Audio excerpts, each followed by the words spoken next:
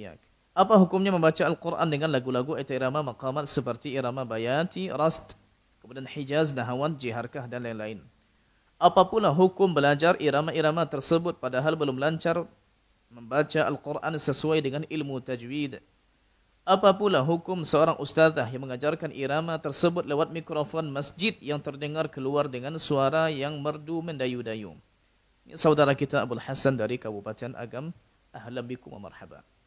Tapi pertanyaannya, membaca Al-Quran dengan lagu-lagu. Imam Syafi'i rahimahullah ta'ala sebagaimana dinukil oleh Imam Nawawi di kitab At-Tibyan, menyatakan bahwasanya menyatakan dua pendapat. Boleh, makruh. Tapi kata Imam Nawawi, sebetulnya bukan dua pendapat. Tapi boleh memakai irama-irama seperti ini jika jika dia tidak menghilangkan hukum tajwid. Hanya saja begini jamaah.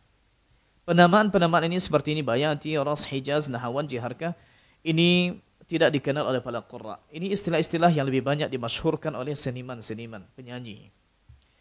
Maka tidak usah kita masyhurkan istilah-istilah ini dengan makna, maksudnya nanti begini, iramanya begini, telah begini, angkatnya begini. Guru-guru besar kita yang juga ahli irama di sana, mereka ternyata membacanya dengan spontan. Betul, irama yang mereka baca tidak mungkin melewati salah satu dari irama yang 7. Yang beberapanya bayati, ada ras, ada hijaz, dan nahawan, dan jiharkah.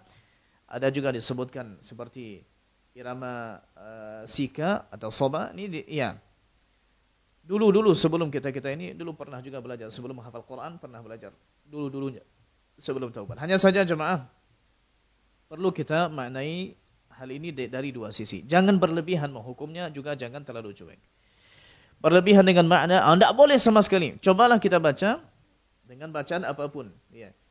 Terkadang kalau kita, contoh, Innallaha wa malaikatahu yusalluna 'alan nabi.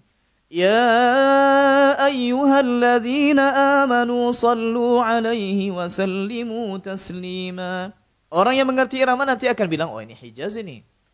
Tapi orang yang tidak mengerti irama, ini iramanya Syekh Al-Ghamidi ini. Sama saja. Tapi jangan terlalu terkait dengan begitu. Karena begini, terkadang kita kalau terpaku dengan irama, terkadang kita tidak bisa membawakan ayat itu sesuai dengan kondisinya yang benar. Ya. Ini irama sedih, ayatnya tidak sedih. Ini iramanya, contohnya, ini irama gembira, ayatnya, ya ternyata tentang sedih. Ya kan? Ya, contohnya orang kalau membawakan ayat-ayat tentang, contohnya fankihu, tentang poligami. Ini kalau laki-laki yang bawakan, saya rasa insyaallah taala gembira. Ya. Maka jangan dibuat nangis-nangis. Fankihu ma taba lakum minan nisa. Mungkin tak cocok dia, kurang cocok.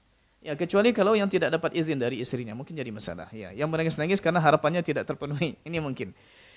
Maka jamaah, jadikanlah irama ini mendukung Quran. Karena disebutkan dalam hadis, Zainul Quran bi aswatikum. Hiasi Quran dengan suara kalian. Bukan kebalikan. Yang terjadi kebalikan adalah, Zainul aswatakum bil Quran. Hiasilah suara kalian dengan Quran. Quran yang dijadikan perantara untuk memperindah suara. Suaranya sudah ada, iramanya sudah jelas. Begini, angkatnya di sini, turunnya di sini. Lalu dipaksakan ke semua ayat yang dibaca.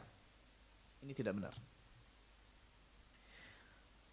Dan juga tidak beradab kalau ternyata kurang adab ini. Sebagaimana kata Imam Suyuti. Kita baca ayat contohnya tentang Nabi dituduh oleh orang-orang kafir majnun. Seperti di surat Al-Hijr. Wa qalu ya ayyuhalladzi nuzila alaihi dzikru innaka lamajnun. Lalu diangkat tinggi-tinggi, innaka lamajnun. Jamaah, ini harusnya direndahkan suara, cari irama lain. Apa hukumnya belajar irama tersebut pada belum lancar? Bukan. Yang menjadi intinya adalah tajwid. Benarkan dulu pelafalan. Yang ini nanti mendukung. Kata Imam Al-Jazari, saya ada guru yang iramanya biasa-biasa saja. Tapi subhanallah, orang ramai sekali salat di sana. Dan di Mekah saya dapati seorang guru namanya Amin Idris. Ini beliau ketua atau dekan qiraat, kuliah qiraat di Ummul Qura. Suaranya pun biasa-biasa. Tapi kalau dia baca, Masya Allah, seperti dia menafsirkan Quran. Kemudian seorang ustazah mengajarkan irama tersebut dalam mikrofon masjid yang terdengar keluar dan suaranya merdu mendayu-dayu. Jamaah, saya tidak akan jawab. Yang akan jawab adalah Imam Nawawi rahimahullahu taala. Yang akan jawab adalah Zakaria Al-Ansari, Imam Madzhab Syafi'i. jika seorang wanita mendayu-dayukan suaranya baca Quran di hadapan lelaki yang tidak mahramnya, yang akan ditakutkan nanti fitnah, fokus orang tu bukan ke makna ayat. Apalagi di tempat kita ini, orang-orang tak paham dengan apa yang dibaca, maknanya. Maka fokusnya lebih kepada irama, yang seperti ini tidak dilakukan. Imam Nawawi sampaikan di kitab Tibyan. Kemudian disampaikan juga oleh ulama-ulama di kitab Mawsu'ah Fiqhiyah Al-Kuwaitiyah. Dan silakan dicek. Ini tidak saya yang ini kan. Ya.